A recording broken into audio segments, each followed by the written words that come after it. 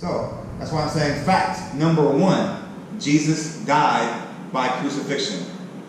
Again, that JAMA article was showing how the Romans were just the most elite killers our world has ever seen. Like, there's no evidence in history that anyone tried to get a full crucifixion ever survived it besides Jesus. Check it out. Now I'm going to bring up Gary Habermas. He's a very important, he's one of the, probably the go-to guy in our world as far as, like, he's a Christian defending the resurrection. Now, there was a time when, there's a lot of people who are very skeptical about miracles, right? Especially the resurrection, somebody coming back from the dead. What? But he was able to convince a whole generation of scholars to change their stances. So if I were to say, like, over here on this side are people who believe no way, I don't care, no way Jesus rose from the dead. It's not even possible. It'll never happen for anybody. If they're there, then there's some people who were right in the middle, maybe. And they thought that maybe it's possible, but they're not completely counting it out, but they maybe need to explore more evidence. Then there's people who maybe were raised growing up in the church. But after he presented his material, those who already believed got their faith encouraged or further supported. Those who were in the middle, a lot of them ended up changing their stances to actually believing. And those who said it was not possible, some ended up believing. Some just ended up saying, well, man, maybe this really is possible. But they still had questions, but it was just really amazing how I believe God used Gary Habermas to just change a whole generation of scholars and their stances, much less other people as well. He read all 3,500 plus articles that were all written about Jesus and his resurrection in English, French, and German. He just kind of put them in different stacks based on their conclusions. This person thought this person thought that, this person thought that. And he just was trying to see where people are at, and he ended up changing a whole generation of scholar stances. Now, a little bit more brief history. So, if you weren't aware, Jesus is known as the Messiah. There's been other Messiah-like figures from history who are supposed to try to come back at some point and try to make things right. And before Jesus came, and even a little bit after Jesus came, there were some people who claimed to be the Messiah, or they did Messiah-like things. Between 50 BC and 150, 10 to 12 Jewish Messiah, or quasi-Messiah-like figures came, and they taught about the kingdom of God. But they all came to an end by the violent deaths of these people. Like, they were all trying to establish basically God's kingdom by force, and they all got killed themselves. You can even check out Gamaliel's comment in Acts 5, 33 to 39 says, quote, "For if their purpose, like the disciples, or activity is of human origin, it will fail. But if it is from God, you will not be able to stop these men. You will only find yourselves fighting against God." Fact number 2.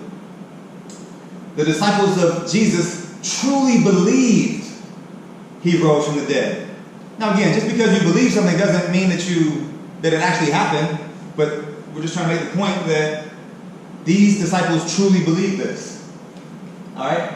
Now, if this was a made-up story, why would they choose to base it upon the testimony of women?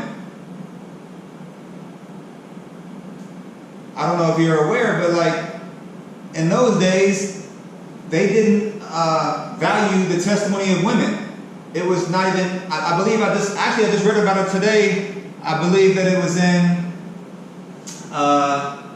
the Talmud that claimed that Moses didn't even value the testimony of a woman. But so at that time, a woman, but it's believed that they were the first eyewitnesses. So if this story was made up, why would they try to base it off of the woman's testimony? Because women were the first ones to actually see Jesus risen. I mean, that's putting the whole religion and this whole movement at risk, a huge risk. But if it happened, it happened.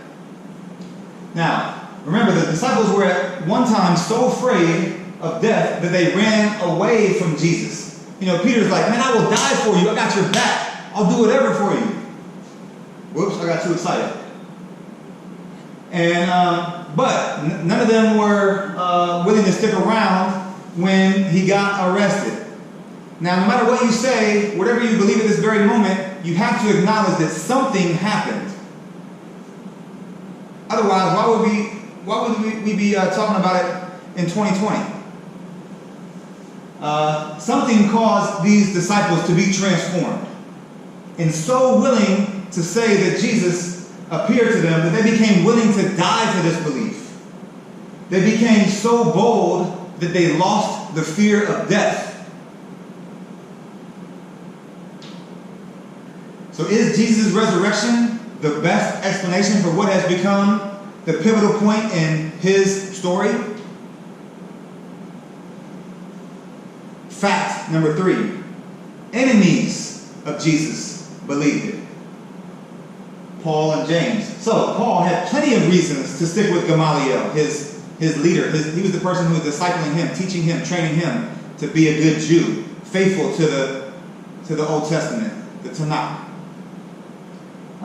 But he truly believed that Jesus rose from the dead.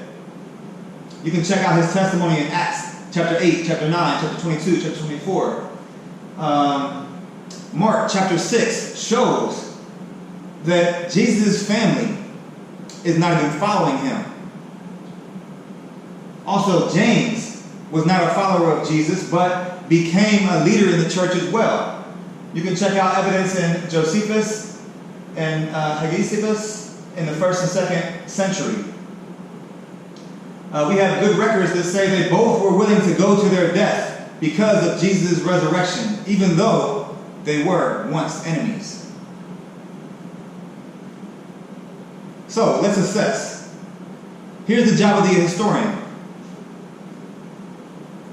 Now, you may not consider yourself a historian, but we can do things that historians do.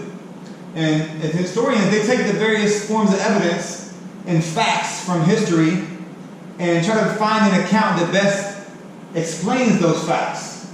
So if you have a theory that strains those facts, like stretches those facts, that's obviously a bad historical conclusion. But if you have a theory that accounts for the facts very well and comfortably, that's a good historical conclusion. Now, again, no theory accounts for things fully and perfectly, but there clearly are some better than others. So, I want us to think about what theory best explains the continuation of the messianic beliefs of Jesus' disciples.